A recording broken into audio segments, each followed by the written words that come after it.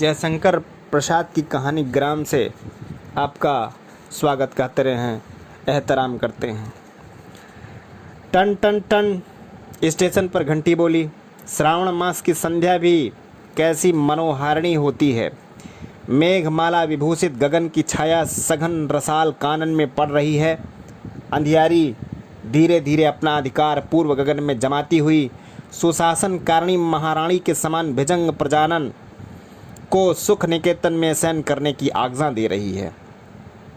आकाश रूपी शासन पत्र पर प्रकृति के हस्ताक्षर के समान बिजली की रेखा दिखाई पड़ती है। ग्राम्य स्टेशन पर कहीं एक दो दीपालोक दिखाई पड़ता है। पवन हरे कुंजों से भ्रमण करता हुआ झिल्ली के झनकार के साथ भरी हुई झीलों में लहरों के साथ खेल रहा है।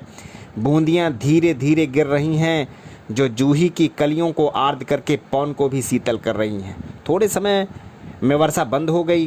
अंधकार रूपी अंजन के अग्रभाग स्थित आलोक के समान चतुर्दशी के लालिमा को लिए हुए चंद्रदेव प्राची में हरे हरे तरवरों की आड़ में से अपनी किरण प्रभा दिखाने लगे। पवन की सनसनाहट के साथ रेलगाड़ी का शब्द सुनाई पड़ने लगा। सिग्नलर ने अपना कार्य किया। घंटा का शब्द उस हरे भरे मैदान में गूंजने लगा। यात्री लोग अपनी गठरी बांधे हुए स्टेशन पर पहुंचे। महादैत्य के लाल लाल नेत्रों के समान अंजन गिरिनिभ इंजन का अग्रस्थित रक्त आलोक दिखाई देने लगा। पागलों के समान बड़बड़ाती हुई अपनी धुन की पक्की रेलगाड़ी स्टेशन पर पहुंच गई। धड़ाधड़ यात्री लोग उतरने चढ़ने लगे। एक स्त्री की ओर देखकर फाटक के बाहर खड़ी हुई दो औरतें जो उसकी सहेली मालूम देती थी रो रही हैं, और वह स्त्री एक मनुष्य के साथ रेल में बैठने को उद्यत है। उनकी क्रंदन ध्वनि से वह दीन स्त्री से उनकी ओर देखती हुई बिना समझे हुए सेकंड क्लास की गाड़ी में चढ़ने लगी।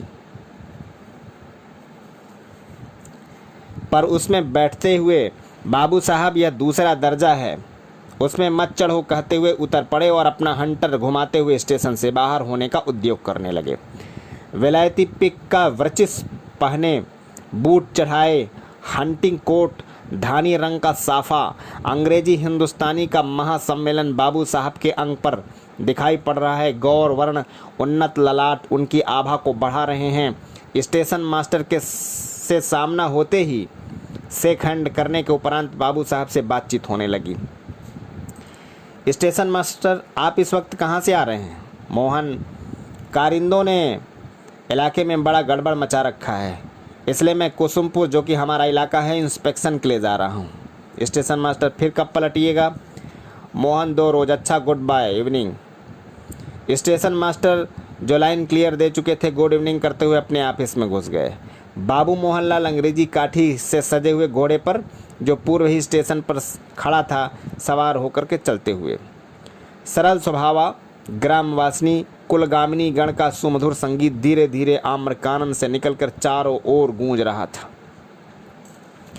अंधकार गगन में जुगनू तारे चमक चमक कर चित्त को चंचल कर रहे थे। ग्रामीण लोग अपना हल कंधे पर रखे बिरहा गाते हुए बैलों की जोड़ों के साथ घर की ओर प्रत्यावर्तन कर रहे हैं। एक विशाल तरवर की शाखा में झूला पड़ा हुआ है, उस पर 4 महिलाएं बैठी हैं और 50 उसे घेर कर गाती हुई घूम रही हैं। झूले के पेंग के साथ अब की सावन सैया घर रहुरे की सुरीली 50 कोकिल कंठ से निकली हुई तान पशुगणों को भी मोहित कर रही हैं। बालिकाएं स्वच्छंद भाव से क्रीड़ा कर रही हैं। अकस्मात अश्व के पद शब्द ने उन सरला कामनियों को चौंका दिया। वे सब देखती हैं तो हमारे पूर्व परिचित बाबू मोहनलाल घोड़े को रोककर उस पर से उतरे। वे सब उनका वेश देखकर घबरा गईं और आपस में कुछ इंगित करके चुप रह गईं। बाबू मोहनलाल ने निशब्दता को भंग किया और बोले, भद्रे, यहाँ से कुसुमपुर कितनी दूर है और किधर से जाना होगा? एक प्रौढ़ा ने सोचा कि भद्रे कोई परिहास शब्द तो नहीं है।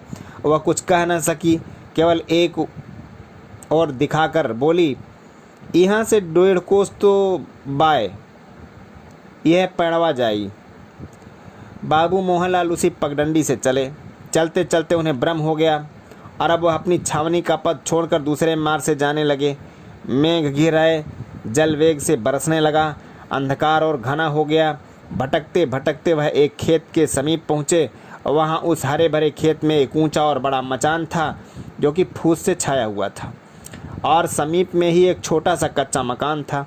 उस मचान पर बालक और बालिकाएं बैठी हुई कोलाहल मचा रही थीं। जल में भीगते हुए भी मोहनलाल खेत के समीप खड़े होकर के उनके आनंद कलरव को श्रवण करने लगे। भ्रांत होने से वह बहुत समय व्यतीत हो गया। रात्रि अधिक बीत गई, कहाँ ठहरें, इसी विचार में वह खड़े रहे। बूंदें कम हो गईं। इतने में एक बालिका अपने मलिन वसन के अंचल की आड़ में दीप ले हुए उसी मचान की ओर जाती हुई दिखाई पड़ी। बालिका की अवस्था 15 वर्ष की है। आलोक से उसका अंग अंधकार घन में विद्युल लेखा की तरह चमक रहा था। यद्यपि दरिद्रता ने उसे मलिन कर रखा है, पर ईश्वरीय सुषमा उसके कोमल अंग पर अपना निवास किए हुए है। मोहनलाल ने घोड़ा बढ़ाकर उससे कुछ पूछना चाहा, पर वह संकुचित होकर ठिठक गए। परंतु पूछने के अतिरिक्त दूसरा उपाय ही नहीं था। अस्तु रूखेपन के साथ पूछा, कुसुमपुर का रास्ता किधर है? बालिका इस भव्य मूर्ति को देखकर डरी, पर साहस के साथ बोली, मैं नहीं जानती। ऐसे सरल नेत्र संचालन से इंगित करके उसने ये शब्द कहे कि युवक को क्रोध के स्थान पर हंसी आ गई और कहने लगा, मैं तो जानता हूँ, तो तुझे बतलाओ, मैं उससे पूछ लूँगा। बालिका, हमारी माता जानती होंगी। मोहन, इस समय तुम्हारी माँ कहाँ है? बालिका मचान की ओर दिखाकर, वहाँ जो कई लड़के हैं उनमें से एक हमारा भाई है, उसी को खिलाने जा रही हूँ। बालक, इतनी रात को खेत में क्यों बैठा है? बालिका, वह रात भर और लड़कों के साथ खेत में ही रहता है। मोहन, तुम्हारी माँ कहाँ है? बालिका, चलिए मैं लेवा चलती हूँ। इतना कहकर बालिका अपने भाई के पास गई और उसको खिला करके तथा उसके पास बैठे हुए लड़कों को भी कुछ देकर उसी क्षुद्र कुटाराभिमुख गमन करने लगी।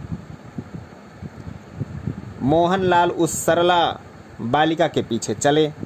उस क्षुद्र कुटीर में पहुंचने पर एक स्त्री मोहनलाल को दिखाई पड़ी, जिसकी अंग प्रभा स्वर्ण तुल्य थी। तेजोमय मुखमंडल तथा ईसत उन्नत अधर अभिमान से भरे हुए थे।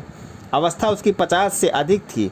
मोहनलाल की आंतरिक अवस्था, जो ग्राम्य जीवन से कुछ बदल चुकी थी, उस सरल गंभीर तेजोमय मूर्ति को देख और भी सरल विनय नियुक्त हो गई। उसने झुककर प्रणाम किया। स्त्री ने आशीर्वाद दिया और पूछा, बेटा कहाँ से आते हो? मोहन, मैं कुसुमपुर जाता था, किंतु रास्ता भूल गया। कुसुमपुर का नाम सुनते ही स्त्री का मुखमंडल आरक्तिम हो गया और उसके नेत्र से 2 बूंद आंसू निकल आए। वे अश्रु करुणा के नहीं, किंतु अभिमान के थे। मोहनलाल आश्चर्यान्वित होकर के देख रहे थे। उन्होंने पूछा, आपको कुसुमपुर के नाम से क्षोभ क्यों हुआ? स्त्री, बेटा उसकी बड़ी कथा है, तुम सुनकर क्या करोगे? मोहन, नहीं, मैं सुनना चाहूँगा, यदि आप कृपा करके सुनावें। स्त्री, अच्छा कुछ जलपान कर लो, तब सुनाऊंगी। पुनः बालिका की ओर देखकर स्त्री ने कहा, कुछ जल पीने को ले आओ। आज्ञा पाते ही बालिका उस क्षुद्र गृह से एक मिट्टी के बर्तन में से कुछ वस्तु निकाल उसे एक पात्र में घोल कर ले आई और मोहनलाल के सामने रख दिया।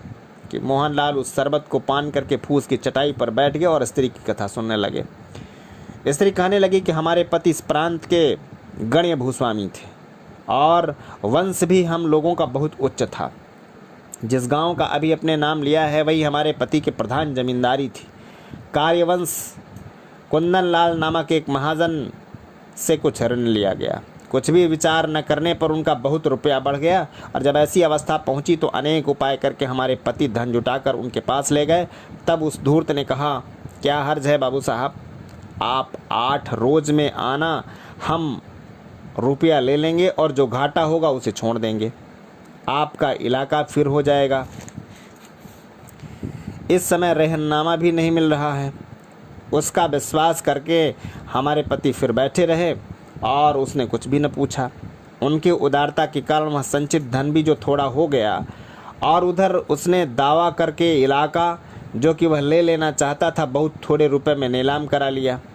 फिर हमारे पति के हृदय में उस इलाके के इस भांत निकल जाने के कारण बहुत चोट पहुंची और इसी में उनकी मृत्यु हो गई।